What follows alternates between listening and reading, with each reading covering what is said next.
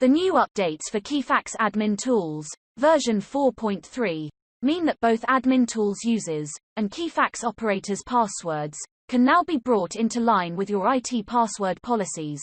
This means that Keyfax user passwords can be made secure, or even removed altogether. Keyfax Admin Tools users can log in using their Windows username, without re-entering any password.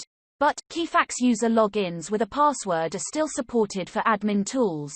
These are the new properties that can be set for Keyfax passwords: the period, in days, before forcing a password change; the number of different passwords a user can have, before allowing repeats; the minimum password length.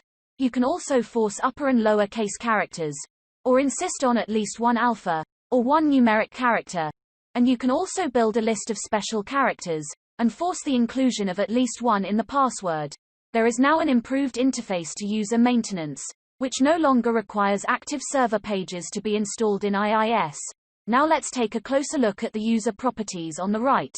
Most of the fields that you see associated with a user can be hidden off if they are unused. Here's the full list. Any and all of these fields can be hidden off, as required. Other improvements have been made to administrator roles. For example, Keyfax security groups have been replaced with a wider range of script and system permissions, as you can see here. If you are an administrator, you can set the script and system permissions for each user. In the script permissions, scripting means that this user can build and change scripts. The exclusive allowed means that the user can make updates, and no other administrator can make changes at the same time. Templates means that this user can have access to the advanced menu. From there, they can set up and edit task templates for emails, notes, and letter templates for others to use. In system permissions, reporting means that the user is enabled to make changes to the standard reports within Keyfax. User maintenance refers to the user properties here on the left, and user permissions refers to this set of permissions tick boxes on the right. So, as an example, let's say that the James 007 user is going to be trained in Keyfax scripting. Currently he is in the contact center user group. As he is going to be a script administrator, we should change his group here to be admin. The user group is the perfect way to set users up with the correct script set. If, for example, they are an out-of-hours user.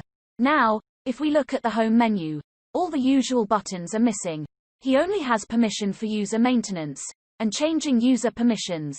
So, we need to give him all of those new permissions, save our edits, and then log out of Keyfax Admin Tools from the home menu.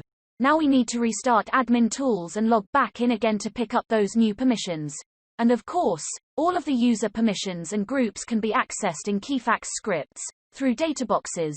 So, scripts can take different paths based on any user setting. Now we're logged in again, we can see the more familiar scripting options from the home menu that we couldn't see before. And we also gave him template permissions, so that means he has access to the advanced menu. If we click on the advanced menu, we can see that James can now access all of the task templates for emails and letters. If we now click back to user administration, with the new version of Keyfax, it's now easy to reset a user's password from within Admin Tools. Clicking the reset button generates a new password that matches the password policy rules. That's then emailed to the user.